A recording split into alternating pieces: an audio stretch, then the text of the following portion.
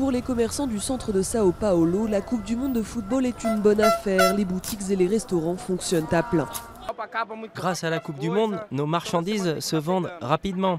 Et chaque semaine, on doit renouveler nos stocks. Les experts le confirment, l'événement sportif doit injecter 10 milliards d'euros dans l'économie du Brésil, une opportunité pour la 7e puissance économique mondiale.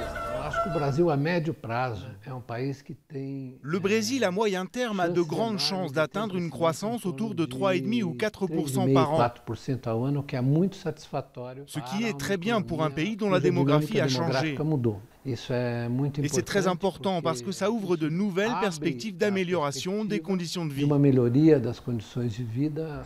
Mais les avis sont partagés sur qui profitera du mondial. Dans cette favela de 80 000 habitants à la périphérie de Sao Paulo, on estime ne pas en voir les fruits.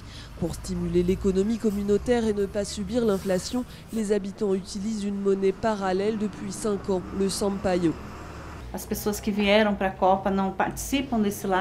Les gens qui sont venus pour la Coupe du Monde ne viennent pas ici. Pour moi, la Coupe du Monde, ça a surtout signifié une hausse des dépenses, car le prix des marchandises a augmenté. Mais aucun bénéfice. Les 200 millions de contribuables brésiliens s'inquiètent aussi de la rentabilité de l'événement.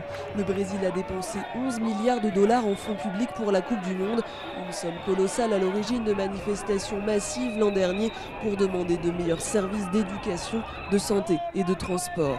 Le produit intérieur brut a augmenté de 0,3 à 0,5 points grâce à la Coupe du Monde, ce qui n'est pas grand-chose par rapport à ce que le Brésil a dû dépenser pour organiser cet événement. C'est vrai que ça rend les gens heureux et c'est beau de voir des matchs de football, mais on ne pense pas que l'impact économique soit important.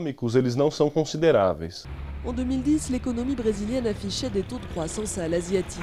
Mais ils se sont tassés et cette année, les experts tablent sur 1,2% malgré la Coupe du Monde. Pire, l'inflation augmente. Elle était en juin de 6,4% sur 12 mois, tout près de la ligne rouge fixée par la Banque centrale. Ces dernières années, 36 millions de Brésiliens ont accédé à la classe moyenne grâce à des programmes sociaux. Coupe du monde ou non, l'enjeu pour la présidente Dilma Rousseff, candidate à sa réélection en octobre, sera de convaincre ce vivier électoral que leur niveau de vie sera maintenu, voire augmenté.